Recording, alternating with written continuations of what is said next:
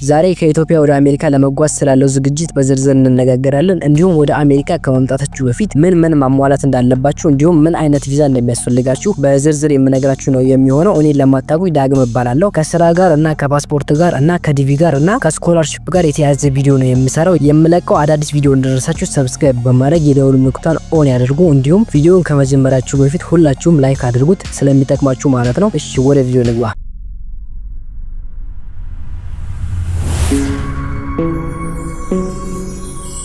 እሺ ክቡራን የቻናሌ ቤተሰቦች በመጀመሪያ ወደ አሜሪካ ለምን እንደምትመጡ በመሰረት ትክክለኛ የቪዛ አይነት መምረጥ ያስፈልጋል። ምክንያቱም ለቱሪዝም፣ ለንግድ፣ ለትምህርት ወይንም ለቋሚ መኖሪያ ያሉ ቪዛዎች ስላሉ ማለት ነው። ምን አይነት ዓላማ እንዳላችሁ በጥንቃቄ መመርመር ያስፈልጋል። እያንዳንዱ የቪዛ አይነት የራሱ የሆነ መስፈርት አለው። የእያንዳንዱን የቪዛ አይነት በዝርዝር ማወቅ ከፈለጋችሁ የሰራሁት ቪዲዮ ስላለ ገብታችሁ መመልከት ትችላላችሁ ማለት ነው። ለተለያዩ የቪዛ አይነቶች የተለያዩ ሰነዶች ያስፈልጋሉ። ነገር ግን አብዛኛዎቹ የሚከተሉት ይህንን ይመስላል። የመጀመሪያው የሚያስፈልጋችሁ ነገር ፓስፖርቱ ቢያንስ ለ6 ወር ተጨማሪ እድሳት ጊዜ ያለው መሆን አለበት። በመቀጠል የቪዛ ማመልከቻ ቅጽ በትክክልና በትክክል የተሞላ መሆን አለበት ማለት ነው። በመቀጠል ፎቶግራፉ በቅርብ ጊዜ የተነሱት መሆኑን ማረጋገጥ እንዲሁም ፓስፖርት ሳይዝ መሆኑን ማረጋገጥ አስፈላጊ ነው። እሺ ክቡራን የቻናሌ ቤተሰቦች በመቀጠል የሚያስፈልጋችሁ ነገር የገንዘብ ማስረጃ ነው። ማለትም በአሜሪካ ለመቆየት በቂ ገንዘብ እንዳላችሁ የሚያሳይ ማስረጃ ማለትም የባንክ ስቴትመንት፣ ስፖንሰርሺፕ ደብዳቤ ወዘተ ማቅረብ ትችላላችሁ ማለት ነው። የትምህርት ማስረጃ ደብዳቤ እንዳስፈላጊነቱ ልትጠየቁ ትችላላችሁ ማለት ነው። በትምህርት ቪዛ